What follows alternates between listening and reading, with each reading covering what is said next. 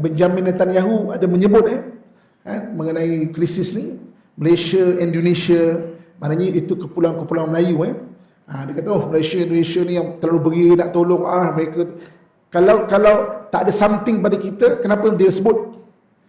Kalau dia kata tak ada something pada kita, mesti diabaikan aja. Malaysia biar ajalah, mesti diabaikan aja. Tapi nama kita antara disebut. Bangsa Melayu ni, tuan-tuan sekalian, adalah satu bangsa yang berani. Kita bukan cerita sebab kita orang Melayu Tuan-tuan sekalian, dalam dunia yang ada amok adalah orang Melayu. Amok ni bukan mengamuk yang bini kita mengamuk baling pinggan ke apa bini kat Baghdad nak cerita Itu mengamuk tuan-tuan sekalian Amok ni adalah dia sampai satu stage dia tak ada rasa takut dah. Amok ni, tuan-tuan, perkataan amok dalam kamus berasal daripada perkataan bahasa Melayu. Perkataan amok. Amok ni memang ada dekat genetik tuan-tuan sekalian. Anak-anak kita ni. Dia bukan mengamuk yang panas baran yang tak boleh kontrol, itu bukan. Amok ni dia sampai satu stage kita kan berani yang memang berani yang luar biasa lah nak cerita dia. Itu ada kat bangsa Melayu. Yang tak ada pada bangsa lain.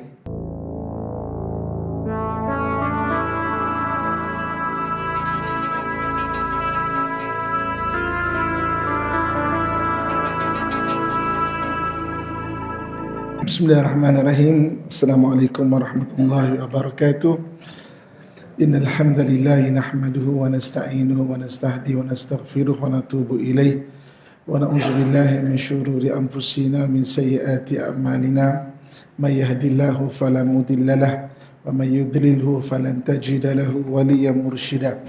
Asyhadu an la ilaha illallah wahdahu la syarikalah wa asyhadu anna Muhammadan abduhu wa rasuluh. Allahumma shalli wa sallim ala sayyidina Muhammad wa ala alihi wa sahbihi ajma'in, amma ba'd.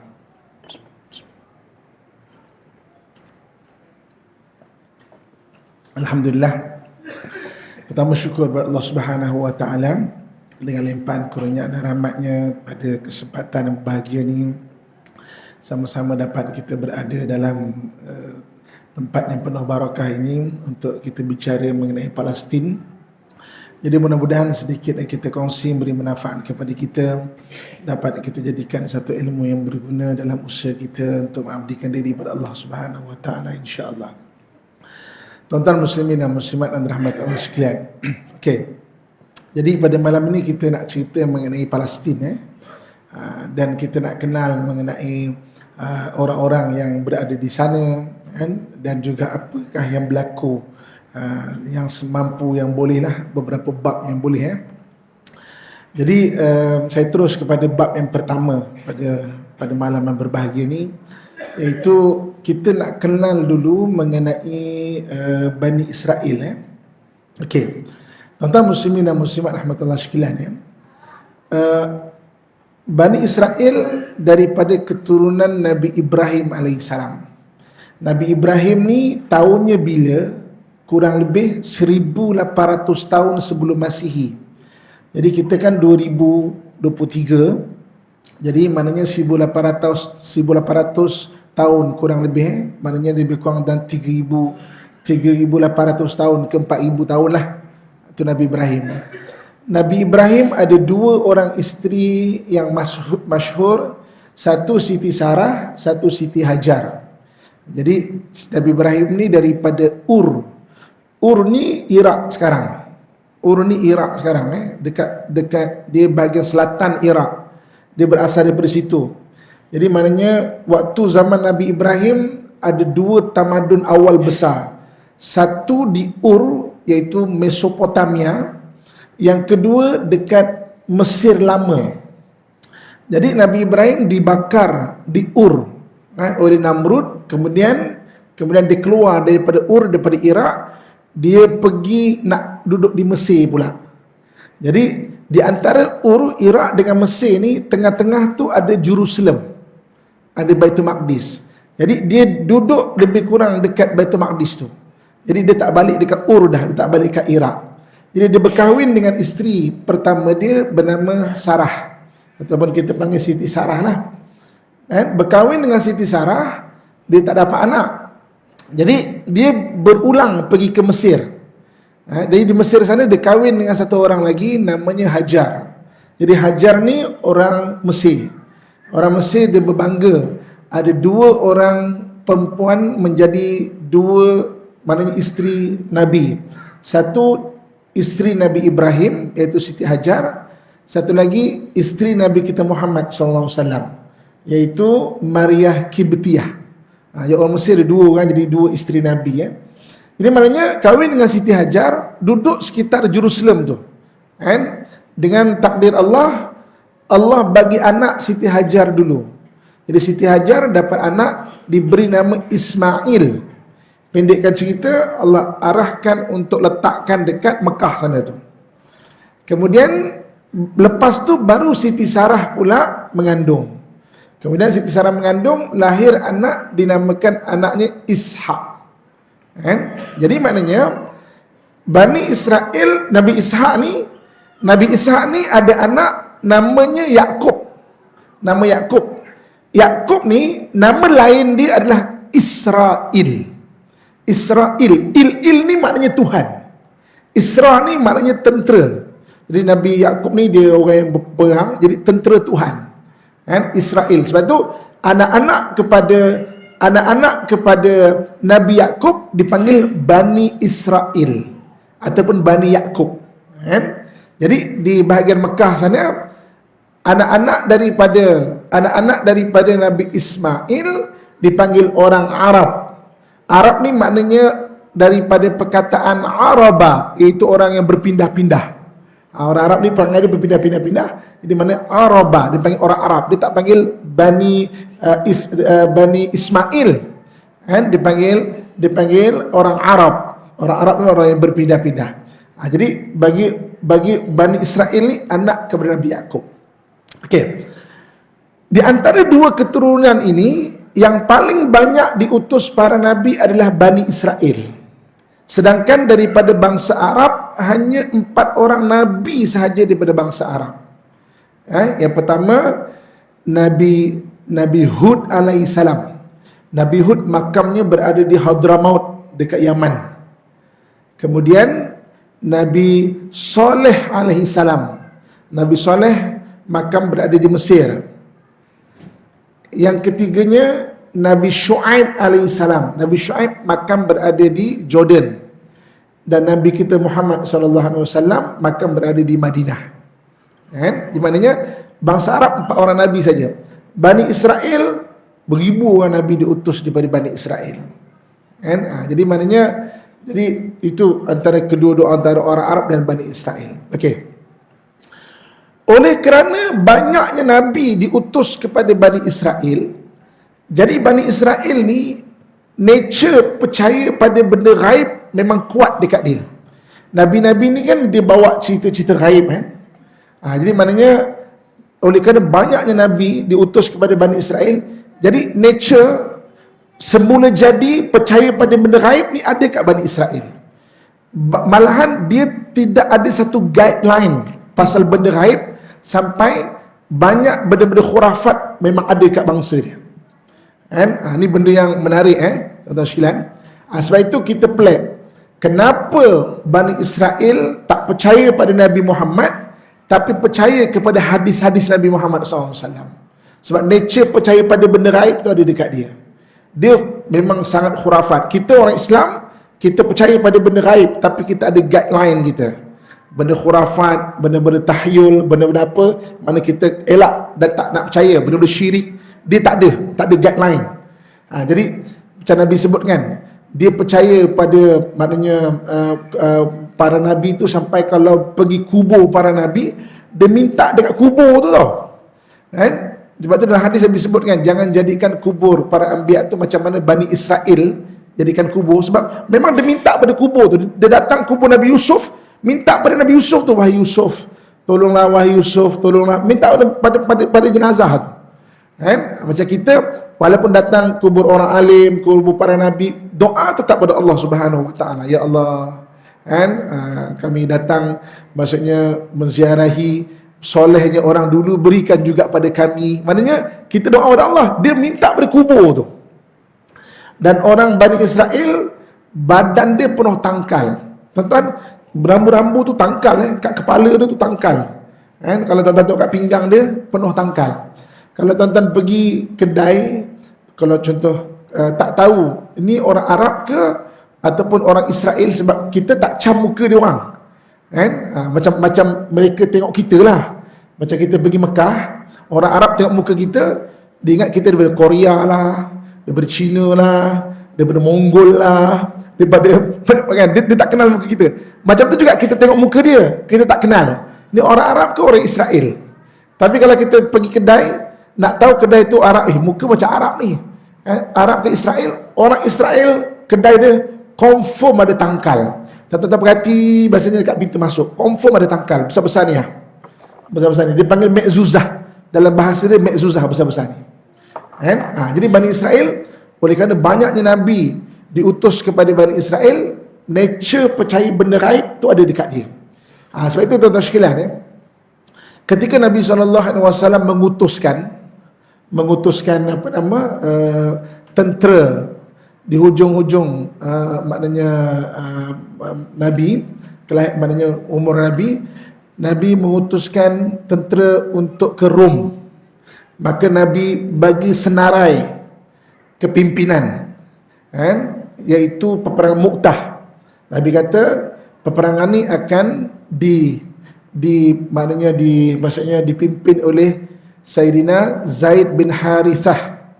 Kalau Sayyidina Zaid maknanya terkorban, syahid, digantikan oleh Sayyidina Ja'far bin Abi Talib. Kalau Ja'far meninggal ataupun syahid, digantikan oleh Abdullah bin Rawahah.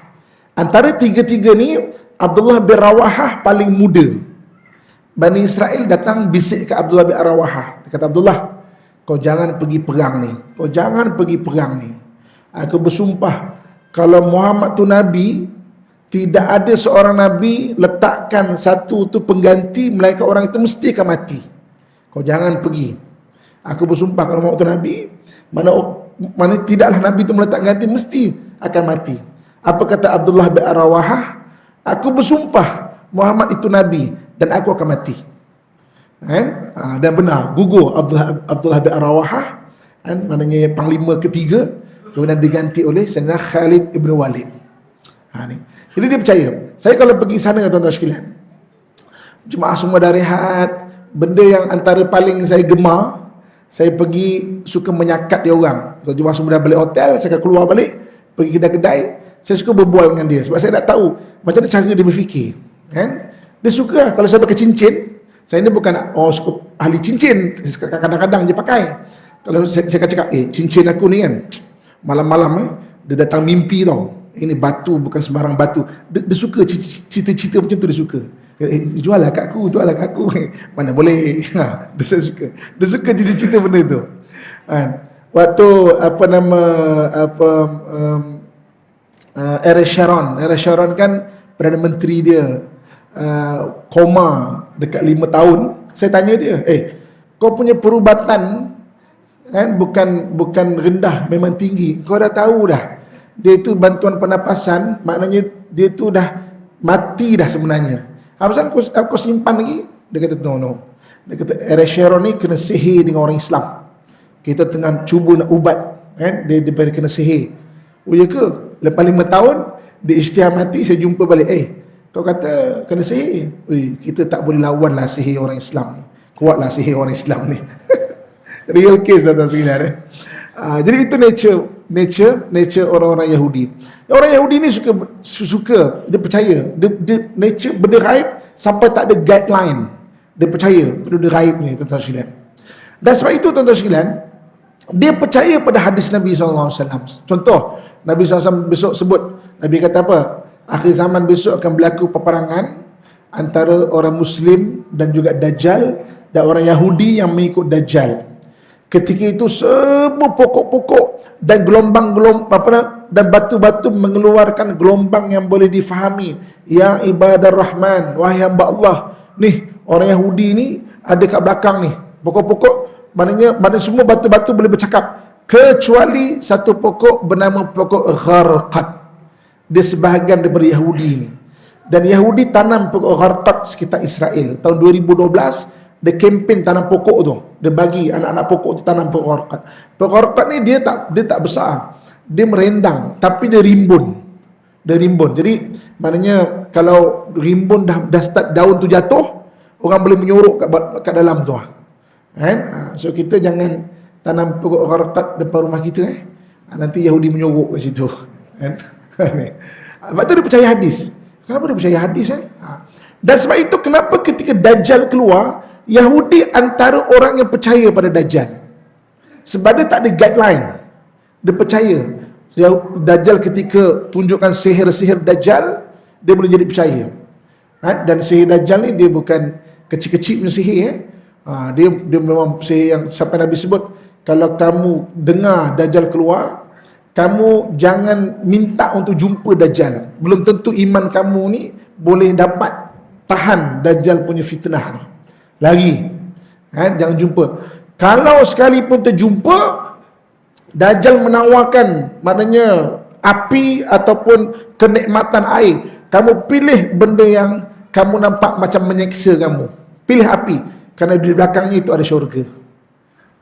Maknanya sampai Dajjal kalau keluar, kenapa Yahudi boleh jadi pengikut dia?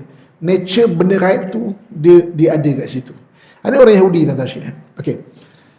Kemudian dalam bab pertama ni juga kita nak kenal orang Yahudi ni. Satu benda yang berkaitan orang Yahudi satu lagi, orang Yahudi ni dia DNA dia ada darah penakut. Kita bukan buat cerita pasal dia sebab kita benci dia, kita reka cerita mengenai dia. Hatta ahli psikologis daripada Yahudi sendiri mengakui. Saya kalau pergi sana, saya suka, antara saya akan beli buku-buku yang mereka karang. Dia mengakui, dia memang bangsa penakut. Sebab daripada sudut sejarah, dia memang kena hambat, kena keluar. Dia pernah dihambakan oleh Fir'aun. Kemudian dia pernah jadi hamba kepada orang Iraq, Nabucodonosor. Fir'aun ni lebih kurang 1400 tahun sebelum Masihi. Dia jadi hamba, beratus tahun jadi hamba situ. Kena pukul, kena bunuh anak-anak lelaki. Berlari sana, tak ada negara. Kemudian pada tahun 586 Masihi, dia kena tawan dengan orang Iraq. Nama raja tu Nabucodonosor. Nabucodonosor tawan Jerusalem, jadikan dia hamba. Jadi kemudian maknanya dia ke mana-mana dah. Dan oleh kerana dia punya perangai ni ramai orang tak suka. Dia ada perangai yang orang tak suka. Dia duduk mana-mana pun dia jadi masalah. Dia duduk dekat Rusia, dia bunuh Raja Rusia, kena halau daripada Rusia. Dia duduk dekat Spain, dia kena halau daripada Spain. Dia duduk kat Europe, dia bermasalah daripada Europe. Sebab itu ketika British maknanya dapat menguasai negara-negara bawah Uthmaniyah, British memang cari tempat, biarlah dia duduk satu tempat lah. Jadi dia tak dudukkan negara-negara yang mengacau ni. Jadi isu dia adalah dia beri Palestin kepada Israel. Jadi maknanya dia adalah orang yang memang penakut. Dan Quran pun sebut benda ni. Ketika Nabi Musa bawa dia daripada Mesir, kan, keluar daripada Mesir, selamatkan dia, kemudian nak masuk ke Jerusalem, ke Baitul Maqdis, dia kena berperang. Maka apa dikatakan Nabi Musa? Wahai Musa, idhhab anta wa rabbuka faqatila. Kau pergi seorang-seorang perang boleh tak? Innaha huna qa'idun. Kami duduk kat sini tunggu, kalau dah menang nanti panggillah kami. Dia tak berani perang. Perang memang tak berani. Kan? Maknanya tuan-tuan sekalian, dia memang bangsa penakut. Kan? Jadi dalam Quran pun sebut, sejarah pun juga begitu, dia sendiri pun psikologis mengakui benda itu. Kan? Itu bangsa Yahudi. Sebab itu dia berperang, dia banyak pakai proxy. Proxy ni maknanya orang lain berperang bagi pihak dia. Dia kuasai Amerika, biar Amerika yang maknanya perang. Kalau apa-apa lah mereka cover dia. Dia sendiri perang, dia tak berani. Ni. Orang Arab ni pula, kita tengok, Palestin, kenapa orang Arab tak buat apa-apa? Dalam Quran, Allah sebut Arab ni, asyaddul kufra wan nifaq. Arab pula perangai dia, kalau dia tak beriman, dia ni sangat kufur dan bermuka-muka munafik. Asyadul kufra wan nifaq. Ini Quran sebut. Nature bangsa Arab. Bangsa Arab dia bukan bangsa penakut. Quran tak sebut benda tu. Tapi dia bangsa pengkhianat. Sebab itu sejarah bangsa Arab tuan-tuan sekalian penuh dengan pengkhianatan. Sejarah bangsa Arab semuanya. Kalau tak beriman, ni kita cerita kalau tak beriman. Sebab itu Nabi SAW datang, Nabi kuatkan dengan iman. Tuan-tuan, runtuhnya Palestin, sebenarnya runtuhnya Palestin kita tengok macam British ke apa. Tapi revolusi Arab pada 1916, orang Arab buat revolusi, dia tak nak sokong Khalifah Uthmaniyah. Dia tak nak sokong Khalifah Uthmaniyah. Dia lebih selesa duduk dengan British. 1916. Kita tahun depan cukup 100 tahun Khalifah tombang. 1924 tombang Khalifah. Cukup 100 tahun tuan-tuan sekalian. Seluruh dunia ulama kata sudah sampai zaman kebangkitan. Seluruh dunia tau. Saya baru balik daripada Iraq. Di sana jumpa Tok Guru sana pun cakap ini zaman kebangkitan. Dan hadis yang disebut kebangkitan tu antaranya yang menyemarakkan adalah bangsa-bangsa timur. Kita bangsa timur tuan-tuan sekalian suka ke tak suka, kita bangsa timur. Dan seperti saya sebut, sebab itu Yahudi, oleh kerana hadis ni Nabi sebut, Yahudi cuba kafirkan balik bangsa-bangsa timur. Kurun ke-15 dia orang datang. Apa tujuan dia datang? Tombangkan Melaka. Anak-anak kita terkata 3 pun belajar. Tak ada sembunyi-sembunyi dah. Gold, glory, gospel. Untuk ambil kekayaan dan mengkafirkan bangsa timur. Tapi alhamdulillah antara bangsa Melayu ni tak berjaya dikafirkan. Alhamdulillah, itu kita kena terima kasih pada tok-tok guru kita, pahlawan-pahlawan yang terdahulu daripada kita, sebab berjaya menjaga sampai tidak berjaya dikafirkan bangsa Melayu ni. Jadi tuan-tuan sekalian, jadi maknanya orang Arab pada 1924 kita tengok Kamal Atatürk, kita pun kata apalah Kamal Atatürk dia menghapuskan khalifah, tapi jangan lupa khianat bangsa Arab tu juga. Kalau tak beriman. Tuan-tuan, di negara Israel ada 7 juta rakyat. 1.7 adalah orang Arab. Arab yang sokong Israel tau. Yang ada pasport Israel, yang sokong Israel. Kita pelik. Saya biasa pergi sana. Ada setengah memang anti sangat Israel. Ada yang kau bayang, sekeliling ni semua tak aman. Duduk Syria perang tak aman. Duduk Mesir miskin. Algeria miskin. Kita duduk bawah Israel aman, okey, kerja okey, gaji besar. Tuan-tuan sekalian, orang Arab. Ada yang selesa duduk. Sebab tu kita pelik. Pelik ni. Israel terkenal dengan penakut. Kemudian Arab ni terkenal dengan khianat. Quran pun sebut asyaddul kufra wan nifaq. Lepas tu kita tak boleh nak mengharap dah sekarang orang Arab tu untuk bela Israel. Okey. Jadi macam mana kalau ini akhir zaman, Nabi SAW ada sebut mengenai kebangkitan daripada akhir zaman, antaranya daripada anak-anak timur. Anak-anak timur, Nabi sebut mengenai panji-panji hitam daripada timur. Sebab itu para sahabat mengislamkan bahagian-bahagian timur ni. Sebab anak-anak timur ni besok yang akan menyemarakkan kebangkitan itu. Saya tak nak cerita, oleh kerana hadis ni daripada Madinah. Timur Madinah mana mungkin Pakistan, mungkin India, mungkin kita, mungkin China, mungkin Jepun. Saya tak nak cerita mengenai Pakistan, India, China, Jepun. Kita nak cerita pasal Melayu lah. Sebab kita adalah anak-anak timur. Okey, orang Melayu ni macam-macam lah orang sebut pasal orang Melayu. Orientalis curi buku kita pada kurun ke-15. Kemudian dia kata buku-buku kita, sejarah kita tenggelam. Kita adalah antara bangsa yang tak tahu sejarah kita. Orientalis tulis, Mak Saleh tulis untuk kita percaya. Dia tipu banyak benda dah. Sekarang ni kan dah teknologi maklumat dah makin banyak. Orang dah boleh akses, maknanya manuskrip yang ada dekat Universiti British, Leiden University, macam-macam universiti, tuan-tuan sekalian. Banyak ada orang tulis balik pasal mengenai bangsa Melayu. Satu benda je lah. Bangsa Melayu ni, tuan-tuan sekalian, adalah satu bangsa yang berani. Kita bukan cerita gebang, cerita sebab kita orang Melayu. Tuan-tuan sekalian, dalam dunia yang ada amok adalah orang Melayu. Amok ni bukan mengamuk yang bini kita mengamuk baling pinggan ke apa bini kat Baghdad nak cerita Itu mengamuk, tuan-tuan sekalian. Amok ni adalah dia sampai satu stage dia tak ada rasa takut dah. Amok ni, tuan-tuan, perkataan amok dalam kamus berasal daripada perkataan bahasa Melayu, perkataan amuk. Amuk ni memang ada dekat genetik tuan-tuan sekalian. Anak-anak kita ni, dia bukan mengamuk yang panas baran, yang tak boleh kontrol, itu bukan. Amuk ni dia sampai suatu stage kita kan berani yang memang berani yang luar biasa lah nak cerita dia. Itu ada kat bangsa Melayu, yang tak ada pada bangsa lain. Sebab tu tuan-tuan sekalian, orang kita ni nampak macam gini kan. Genetik kita ni dia ada satu keistimewaan yang orang lain dan orang Mak Saleh yang ni dia tak sembunyi, yang ni dia tak tipu, sebab dia memang ada amuk ni ada kat bangsa Melayu kan. Jadi maknanya wallahu alam, saya tak nak cerita India Pakistan, biarlah mereka bahas pasal mereka, pasal China ke Jepun ke, kita biar mereka bahas. Saya nak cerita pasal bangsa Melayu ni, sebab antara yang menyemarakkan akhir zaman adalah bangsa Melayu.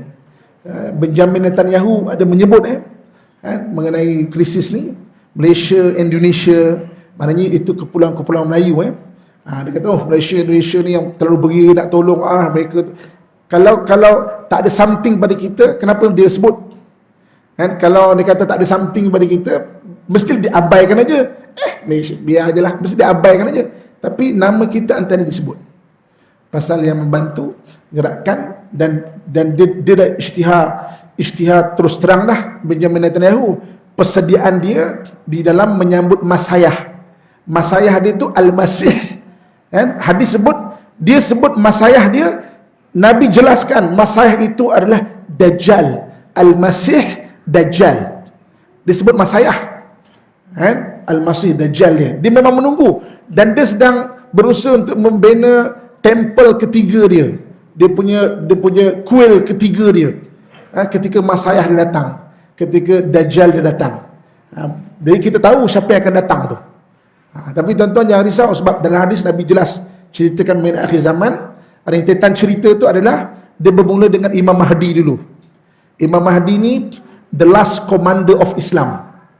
Namanya disebut, individu tak disebut siapa dia, wallahu alam. The last commander of Islam yang akan memimpin umat Islam, dia akan menang dulu. Baru Masayah dia turun. Masayah itu Dajjal lah. Dajjal dia turun. Kemudian Dajjal dia memang, maknanya ketika itu susah, Imam Mahdi pun tak mampu nak lawan Dajjal. Maka Allah turunkan Nabi Isa pula. Nabi Isa diturunkan di Manaratul Bayda, dekat Menara Putih daripada Syam. Jadi ulama Islam kata dekat Masjid Umawi. Masjid Umawi sekarang ni dekat Damsyik. Masjid Umawi itu dulunya adalah rumah ibadah orang beriman bagi syariat Nabi Isa alaihissalam. Saya tak sebut gereja, maknanya ahli kitab dulu. Jadi ketika Islam dapat mengislamkan Syam, tanah wakaf itu diserahkan kepada orang Islam. Jadi jadi masjid. Dekat situ ada satu menara putih, dekat Damsyik. Ulama kata di situ Nabi Isa akan turun nanti itu. Yang maknanya round pertama mana kita akan menang. Maksudnya itu dia punya. Jadi Dajjal Masayah dia datang, barulah kita kalah, dan tak lama. Dan Dajjal tu dia ada dia punya sihir dia tu dalam 40 hari je. Tapi sehari rasa macam setahun. Hari kedua macam sebulan lamanya rasa. Hari ketiga rasa macam seminggu lamanya. Hari-hari berikut baru rasa sehari. Tak lama tuan-tuan sekalian. Jadi maknanya, dan Nabi sebut macam mana persediaan menghadapi Dajjal, selain daripada zikir-zikir, disuruh kita amal surah Kahfi untuk elak si Dajjal. Kemudian tahiyat akhir. Ketika tahiyat akhir ni, lepas kita selawat Ibrahimiyah, innaka hamidum majid, dia ada doa, Allahumma inna na'udzubika min fitnatil mahya wal mamat wa min fitnatil masih dajjal. Boleh baca, nanti minta tolong imam atau ustaz-ustaz depan saya ni, kita letak kat sini, kita hafal. Hafal pendek je, selepas daripada selawat Ibrahimiyah tu. Dan kemudian yang lain-lain, persediaan kita sihatlah, biar fit. Tuan-tuan sekalian, ini semangat-semangat, maknanya lawan Dajjal, keluar semput. Semput, kalau penyakit semput apalah, dia tak fit kan, kena fit lah badan tu kan, kena bersenam kan, kena berlari lah, jogging pagi-pagi tuan-tuan sekalian, biar kita sihat. Sebab riyadhah ni satu benda yang memang digalakkan dalam Islam, kan? Jadi kita bersemangat-semangat tapi kesihatan tak jaga, kan? Jadi biar fit, terutama anak-anak muda ni. Cuti-cuti jangan tidur, adik-adik ni. Pagi-pagi tidur, bangun pukul 12, kejut, suruh jogging paling kurang. Pergi jogging ke apa ke, biar fit sikit, tuan-tuan sekalian. Kan? Muslimin dan muslimat rahmatullah sekalian. Okey, habis bab pertama mengenai orang Yahudi, kan? Dia macam benda gaib, dia bangsa penakut, kan? Benda tu bukan kita tak suka dia, kita buat cerita, tak, kan? Quran pun sebut, kan? Ahli psikologi dia pun sebut, kan? Dan juga mengenai bangsa Arab, sekarang tak boleh mengharapkan bangsa Arab untuk menjaga benda tu, tuan-tuan sekalian, kan? Dan sebab tu Nabi sebut mengenai bangsa Timur, dan kita sebahagian daripada bangsa Timur, tuan-tuan sekalian. Dan saya cerita sikit kelebihan orang Melayu dari sudut psikologi dia, dari sudut genetik ni, apa kelebihan kita yang bukan kita gebang, mentang-mentang kita orang Melayu kita bercakap kita orang Melayu hebat, tak, tuan-tuan sekalian. Kajian bangsa Melayu ni dia memang menarik, kan? Dia ada kelebihan yang disorokkan oleh orang barat, kan? Sebab bab kata, kan, orang tua-tua kita perbuatan Melayu, jika mahu rosakkan buah-buahan, rosakkan kulitnya. Jika mahu rosakkan tanaman, rosakkan akarnya. Jika mahu rosakkan sebuah bangsa, rosakkan sejarahnya. Sebab itu dia sorokkan sejarah kita, kemudian dia tulis untuk kita percaya. Tapi insya-Allah, tuan-tuan sekalian, kajian akademik banyak dah mengenai bangsa Melayu kita ni, kan? Dan kelebihan, dan hadis Nabi SAW sebut dan kebangkitan di akhir zaman tu nanti. Muslimin dan muslimat rahmatullah sekalian. Okey, itu yang pertama. Okey, yang kedua saya nak cerita mengenai tanah Palestin, tuan-tuan sekalian. Okey, tanah Palestin ni dia bumi syuhada. Dalam dunia ni ada beberapa tanah yang disebut dalam hadis secara direct, secara langsung atau tak langsung. Antaranya Mekah Madinah. Mekah Madinah ni disebut sebagai negeri aman. Allah sebut dalam Quran, kan? Wa hadzal baladil amin, dan ini negeri yang aman. Kita tengok macam tak aman juga ke? Takrifan aman tu, besok kalau Dajjal keluar, Dajjal tak mampu nak masuk Mekah dan Madinah. Sebab dia dijaga oleh para malaikat. Dajjal ni boleh menjarah setiap pelusuk tempat mana dia nak pergi, kecuali Mekah dan Madinah. Maka mana dia masuk, ada malaikat jaga. Wa hadzal baladil amin, ini negeri yang aman, Mekah Madinah. Okey. Kemudian dipanggil Darul Barakah. Darul Barakah ni Syam dengan Yaman. Syam dengan Yaman, Jadi Nabi pernah doa, Allahumma barik Yamanina, Allahumma barik Syamina. Ya Allah, berkati Yaman, berkati Syam. Berkati Yaman, berkati Syam. Jadi itu tanah barakah, kan? Kemudian ada dipanggil sebagai Darul Fitan, negeri fitnah.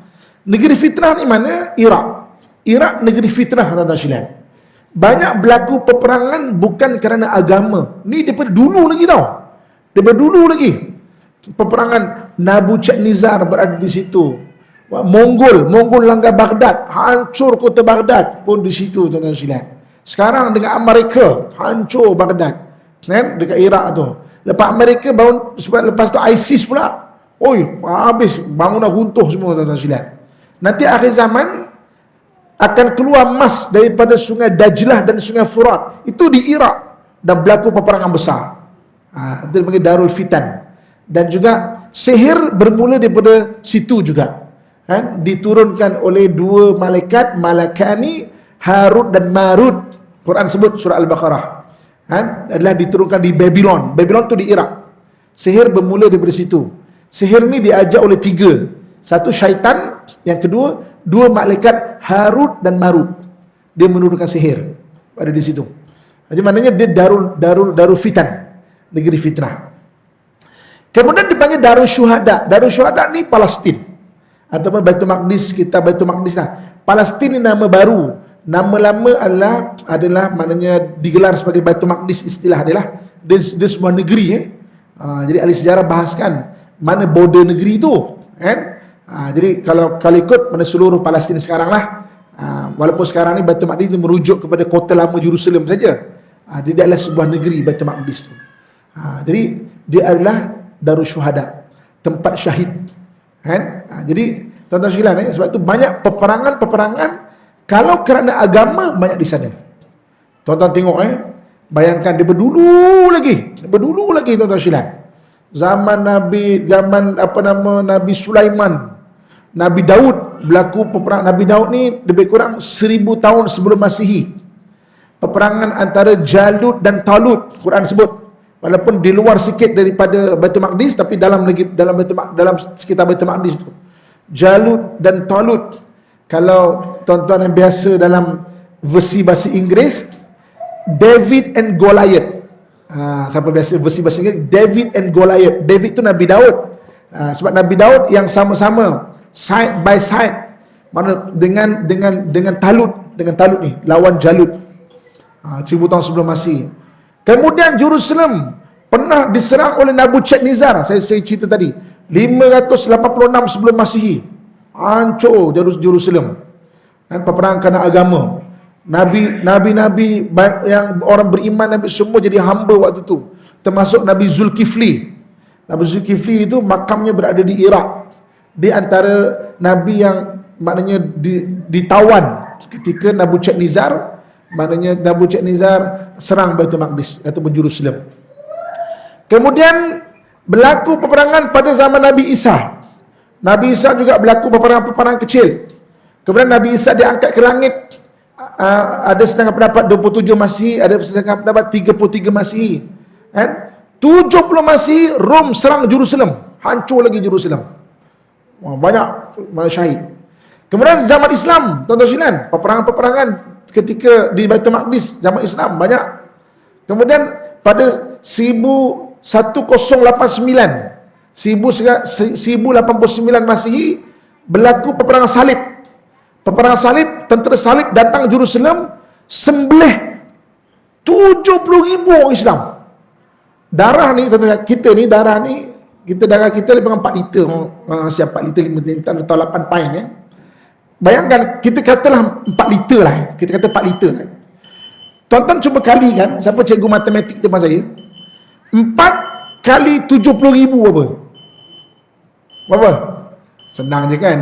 Tolak 1-0 kan? 280,000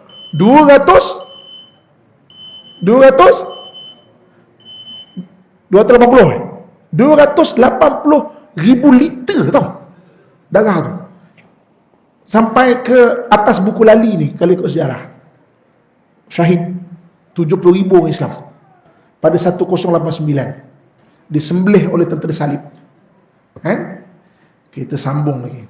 Tengah suspend peak ni sambung. Kita azan dulu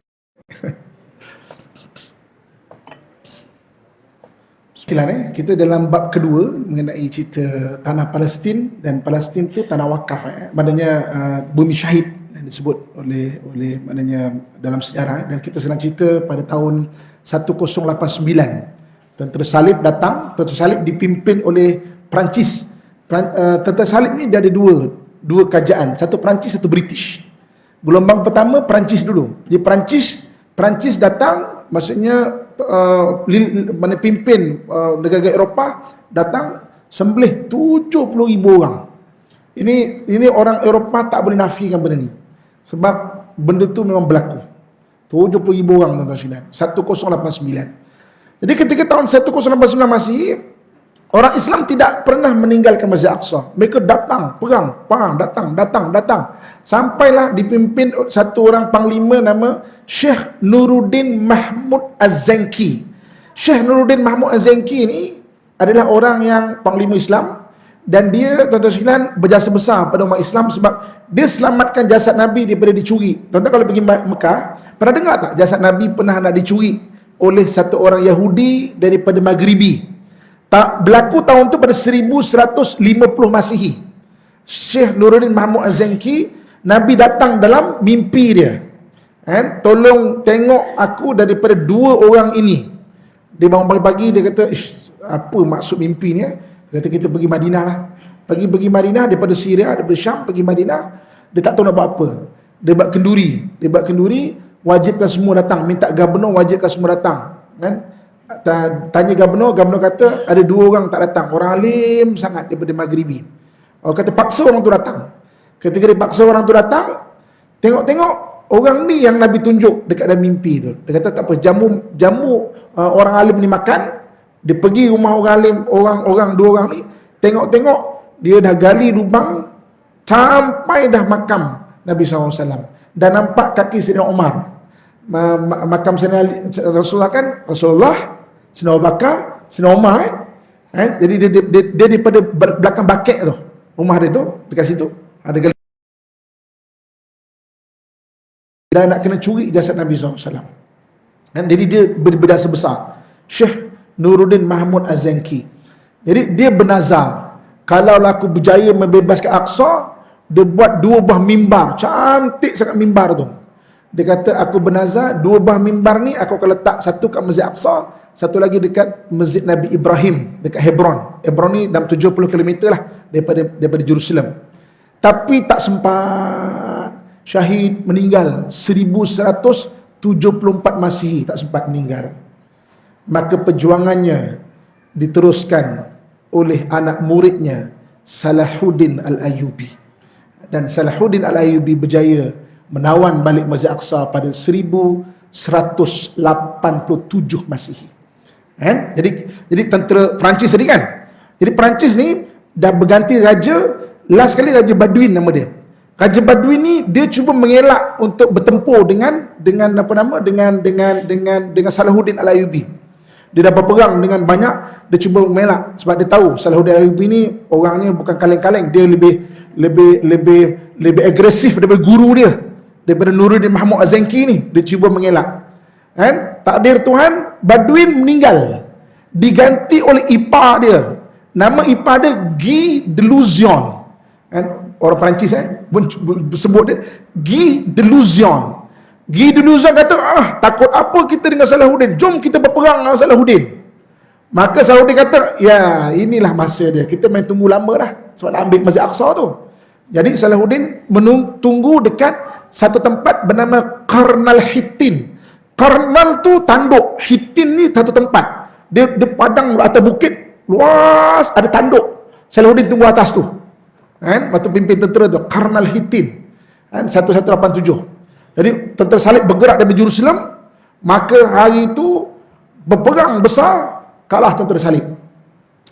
Jadi Jerusalem ni hanya dijaga oleh salah satu orang jenderal dia. Namanya kalau setengah ahli pendapat kata Balian, son of Godfrey, anak kepada Godfrey. Godfrey ni panglima tentera yang mula-mula, sembelih orang Islam tu. Jadi dia jaga Jerusalem. Salahuddin daripada Qarnah Hittin bergerak ke Baitul Maqdis. Kepung Baitul Maqdis, maka dia hantar utusan untuk bertemu Balian. Balian pun keluar. Balian kata, tak nak berperang, peranglah. Kita tak kisah, tapi aku akan hancurkan Baitul Maqdis, Masjid Aqsa semua di dalam. Maka Salahuddin kata, kami takkan apa-apakan orang salib dekat dalam Baitul Maqdis. Dia kata 100 tahun dulu kami sembelih 70,000 orang, mesti kau nak balas dendam. Apa kata Salahuddin? Guru aku berbeza dengan guru mereka.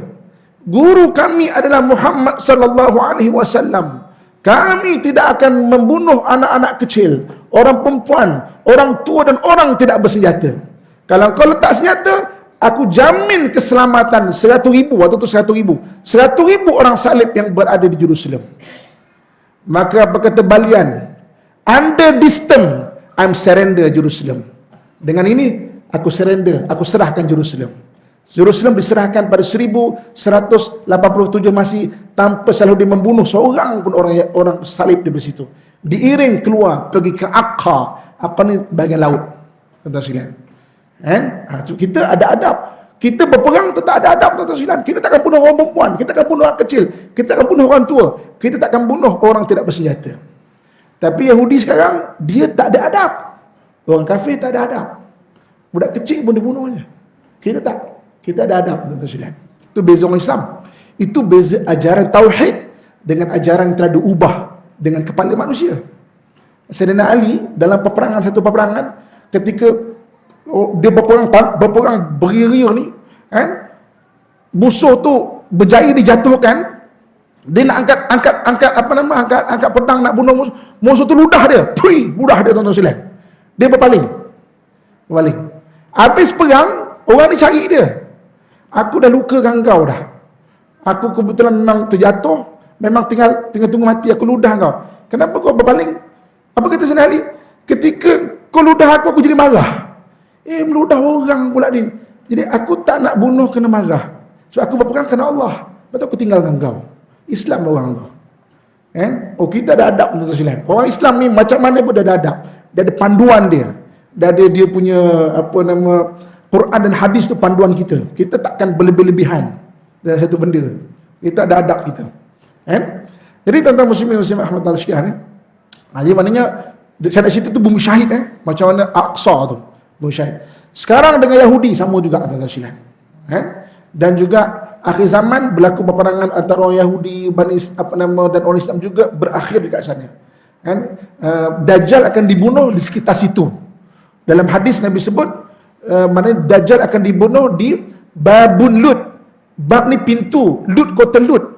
Kota Lut tu lebih kurang 15 km daripada Tal Abib. Kat situ. Saya kalau bawa rombongan ke sana, saya akan tunjuk.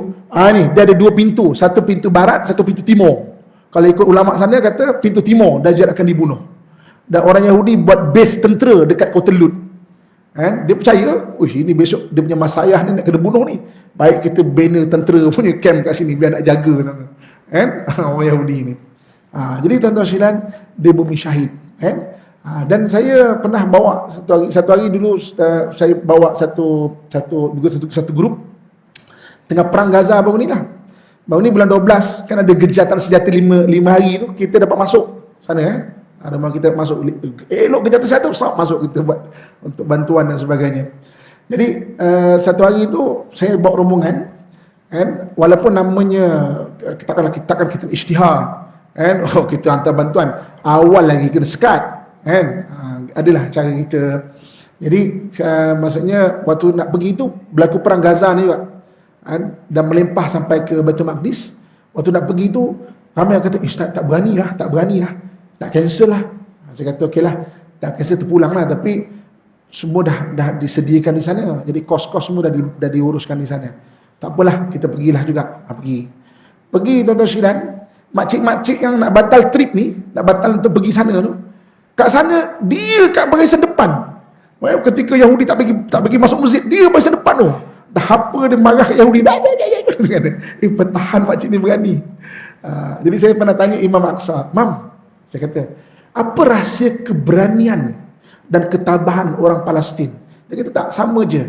Dia orang tu berani kerana barokah tanah ini. Jadi berani.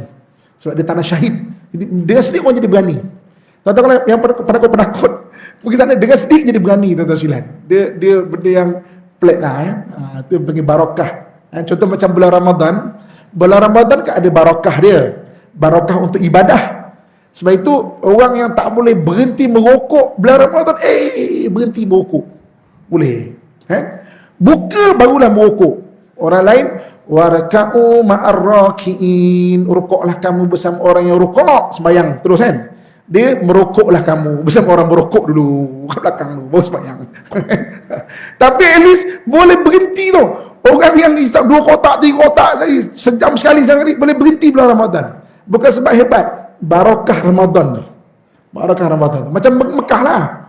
Orang yang jarang pergi masjid, pergi dekat dekat Mekah Madinah, maknanya boleh nak pergi masjid. Sebab barakah tanah tu untuk beribadah. Dekat Aqsa dia barakah syahid tu. Mana jadi orang jadi berani tu kat sana tu. Muslimin dan muslimat Allah sekalian. Okey. Bab yang terakhir. Bab ni saya akan cerita kat mana-mana ceramah saya, walaupun berulang-ulang saya nak cerita biar kita faham. Apa dia tuan-tuan sekalian? Allah Subhanahu wa taala maknanya menganugerahkan kita orang yang beriman ni, dia ada satu sistem tau. Satu sistem. Sistem apa? Sistem wakaf. Wakaf ni diwujudkan adalah milik orang yang beriman. Satu sistem. Dan wakaf ni sejak zaman dulu lagi.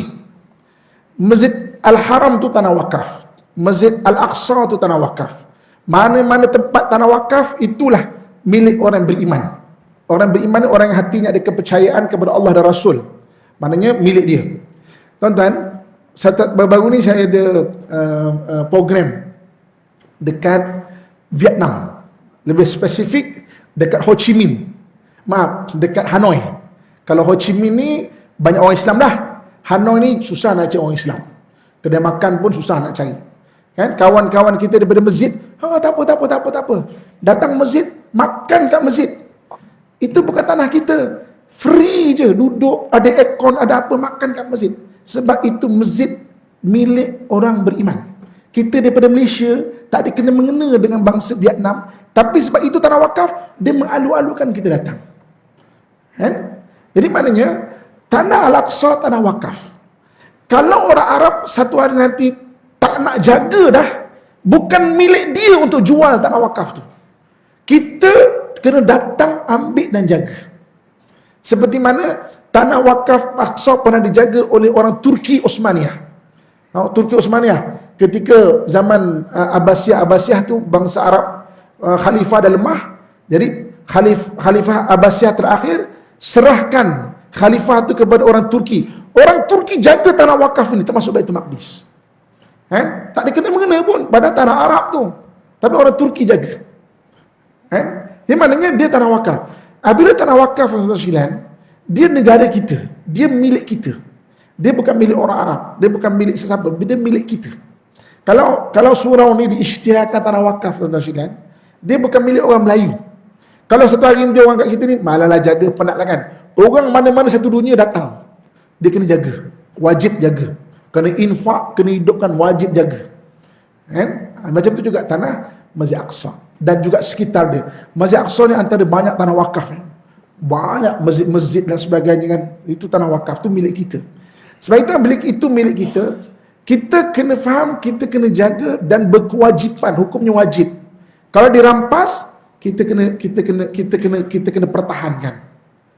Tuan-tuan, orang maknanya tanah Masjid Aqsa tu daripada zaman Nabi Ibrahim. Nabi ingat tadi 1800 tahun sebelum Masihi. Diserahkan oleh orang beriman zaman Nabi Musa, zaman Nabi Isa. Sampai zaman Nabi Isa satu Masihi kan. Kita tak rampas tanah tu tau. Ketika Saidina Umar datang ke Masjid Aqsa, Padri Patriark tu, dia minta Panglima Islam Khalid bin Walid, boleh tak panggil kau punya pemimpin nombor 1. Itu Saidina Umar datang daripada Madinah pergi ke Baitul Maqdis. Dia serahkan, hari ini kami dah tak sanggup nak jaga. Kami orang-orang yang syariat Nabi Isa tak sanggup nak jaga dah. Sebab Rom datang. Kami serahkan kepada orang beriman syariat Nabi Muhammad SAW. Diserahkan pada 636 Masihi. Tuan-tuan kena ingat tarikh itu, 636. Diserahkan 637 Masihi. Serahkan tu. Jadi kita tak rampas. Jadi tuan-tuan sekalian, kita orang Islam takkan rampas tanah orang lain. Dekat Jerusalem, tak semua tanah tu milik orang Islam. Ada yang orang Islam jual pada orang Israel pun ada. Ada memang kena rampas, ada yang orang Islam jual pun. Dekat dipanggil Jabal Zaitun, Mount Olive, orang Yahudi waktu tu buka cek, open cek. Kau tulis saja berapa jumlah, maknanya serahkan tanah ni. Ada satu orang Islam dia pening, dia ambil. Saya tak tahu berapa bilion dia dapat, turun duduk US. Open check. Itu tanah terlepas kepada orang Israel. Kalau dia beli, kita tak akan rampas. Kalau satu hari nanti Islam datang ke sana, Islam akan tawarkan balik untuk beli balik. Kita akan rampas. Tapi tanah wakaf itu milik kita. Kita kena pertahankan. Kalau dia ambil, kita kena ambil balik. Macam mana Salahuddin Al-Ayyubi ambil balik daripada Tentera Salib. Dia kena ambil. Jadi kita kena ada kefahaman itu. Kita hari ini berdemonstrasi dan sebagainya bukan semangat semata-mata. Kita kena faham. Sebab apa? Ini tanah wakaf. Kita kena tunjukkan kita membela tanah wakaf ini. Sekalipun dengan doa saja pun. Kan man ra'a minkum munkaran, siapa melihat kemungkaran hendaklah diubah dengan tangan. Tak mampu dengan lisan, tak mampu dengan hati. Wazalika ad'aful iman, itu selemah-lemah iman. Bukan Nabi nak kata lemah iman itu. Maknanya kalau langsung Kat hati pun tak ada, mana nilai iman tak ada. Kan? Jadi apa yang perlu kita buat, tuan-tuan sekalian? Selain daripada kita berdoa, kita hantar bantuan sekadar yang mampu. Kena ada cita-cita. Salah satu dia, kita kena boykot lah ekonomi Yahudi. Kan? Jadi kalau boykot tu mungkin orang-orang kawan-kawan kita yang bukan Muslim akan mengelehkan kita. Kau boykot itu ini, waste orang Yahudi kau pakai je pun. Itu kapal Boeing orang Yahudi punya sistem kau pakai je pun. Kan? Jadi bahasa dia buy last, beli yang terakhir. Kalau tak jumpa baru guna. Selagi mana ada alternatif, jangan pilih alternatif orang Yahudi. Dah tak jumpa, okey. Itu tanggungjawab orang Islam untuk sebagai fardu kifayah dia panggil. Fardu kifayah itu seluruh orang Islam. Engineer ke apa semua, itu tanggungjawab mereka untuk lahirkan alternatif. Yang kita mampu lahirkan alternatif. Tapi kita selagi mana bailas, selagi mana jumpa orang Islam, belilah orang Islam punya. Itu kena masuk. Sebab apa? Untuk tanah wakaf kita kat sana tu. Bukan semangat semata-mata. Lepas 5 bulan 6 bulan jadi balik semarak balik ekonomi dia. Itu kita kena fahamkan sebagai tanah wakaf. Sebab apa-apa pun tuan-tuan sekalian, dia juga maknanya bergerak dengan ekonomi juga. Dia juga bayangkan dia nak beli tenteranya kelengkapan juga dengan ekonomi. Dan orang Yahudi ni dia pandai berniaga. So kita juga boleh berniaga, tapi kita tak betul-betul bulat hati, tuan-tuan sekalian. So kita mulakanlah, jangan buy yang terakhir, beli yang terakhir. Tak jumpa langsung, tak jumpa, barulah, ya Tuhan aku minta maaf, tak ada pilihan. Selagi mana boleh jumpa orang Islam punya, pilih orang Islam punya. Itu kena tekad kat hati, tuan-tuan sekalian. Dah kena ada kefahaman tu, supaya kita tak luntur semangat. Supaya kita sentiasa bergerak dengan kefahaman. Sebab apa aku beli yang terakhir, buy last, sebab itu. Sebab untuk Palestin. Saya dekat depan office saya tu, ada orang jual goreng pisang. Goreng pisang sekarang mungkin dia dah tak ada dah. Lepas PKP ni mungkin tempat lain ke apa semua. Dulu tiap-tiap bulan dia akan datang jumpa saya, Ustaz, saya ni jual goreng pisang, Ustaz. Oh, ya, tak tahu kat depan tu kan. Ya Ustaz. Ini zakat saya bulan ni, Ustaz, RM15. Ini zakat saya bulan ni, Ustaz, RM5. Ini zakat saya bulan ni, Ustaz, RM20. Orang Islam macam mana pun berniaga, dia fikir zakat. Mahal sikit mungkin, maksudnya, tapi dia akan fikir pada zakat, dia akan fikir pasal wakaf, dia akan fikir pasal kemakmuran orang Islam.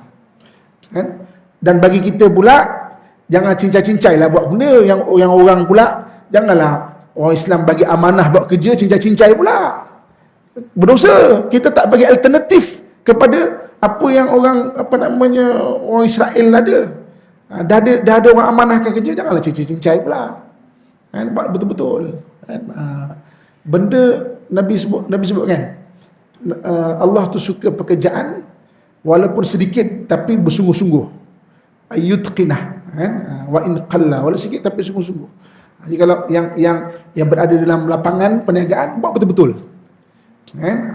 Yang kita belilah, maknanya yang orang Islam punya. Yang terakhir tak jumpa, barulah. Kalau tidak nanti boykot nanti ada orang yang mempelekehkan. Kau boykot tapi ni kau guna pula.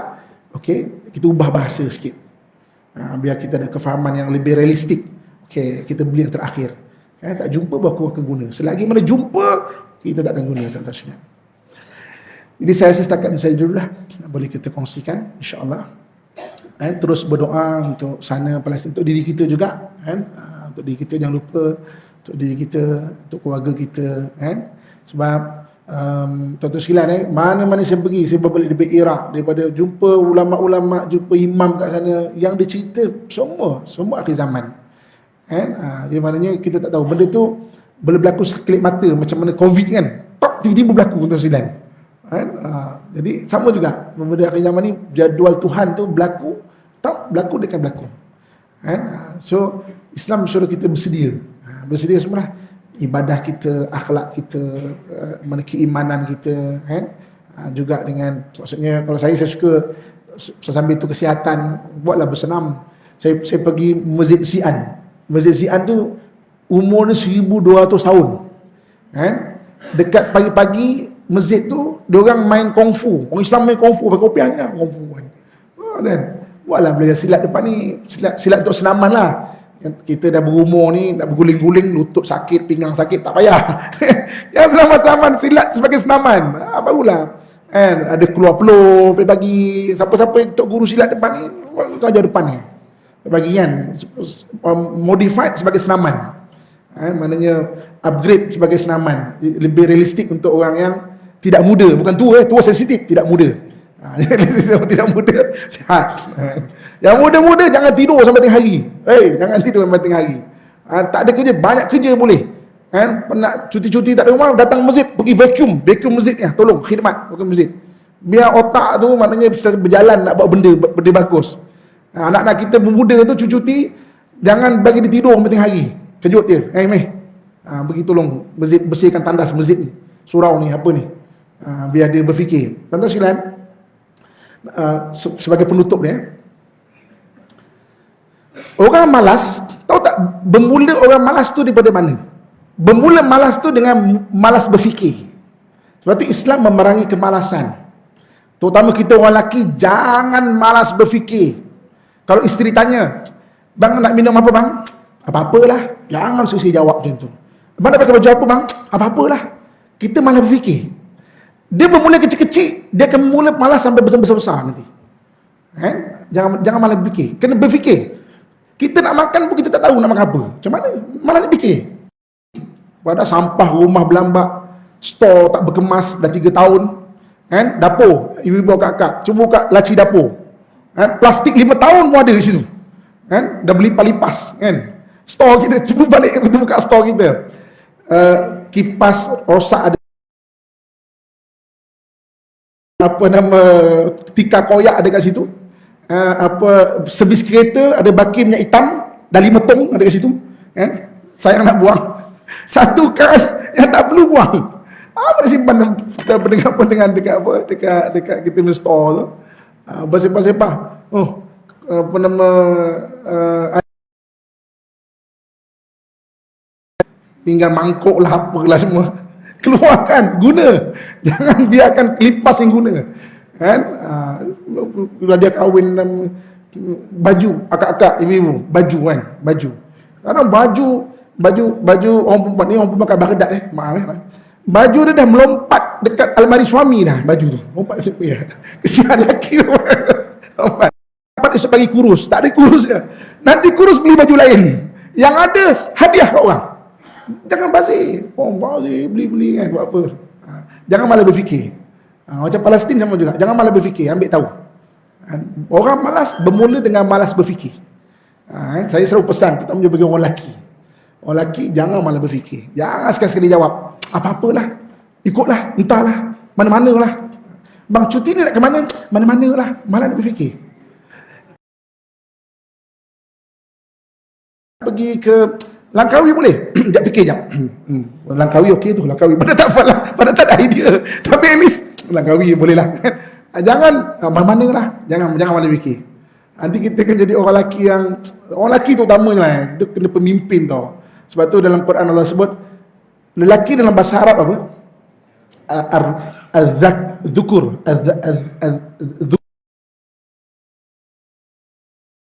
Maknanya lelaki.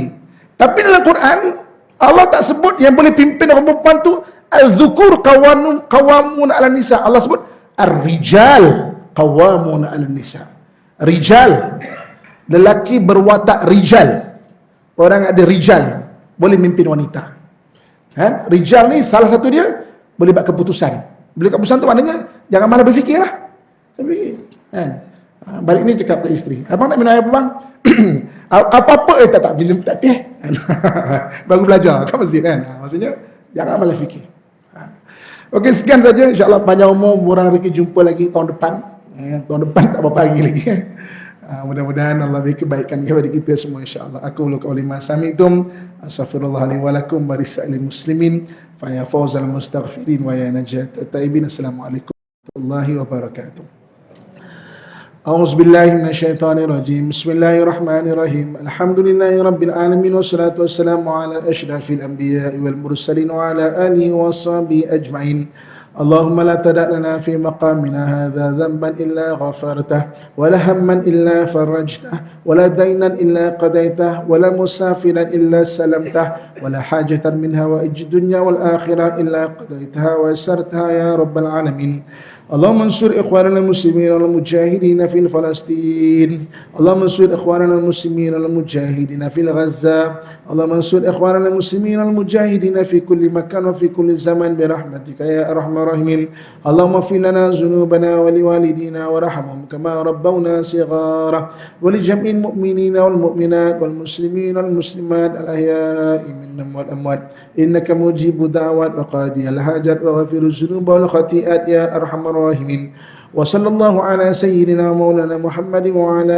آله وصحبه أجمعين سبحان ربك رب العزة عما يصفون وسلام على المرسلين والحمد لله رب العالمين تقبل الله منكم منا ومنكم تقبل يا كريم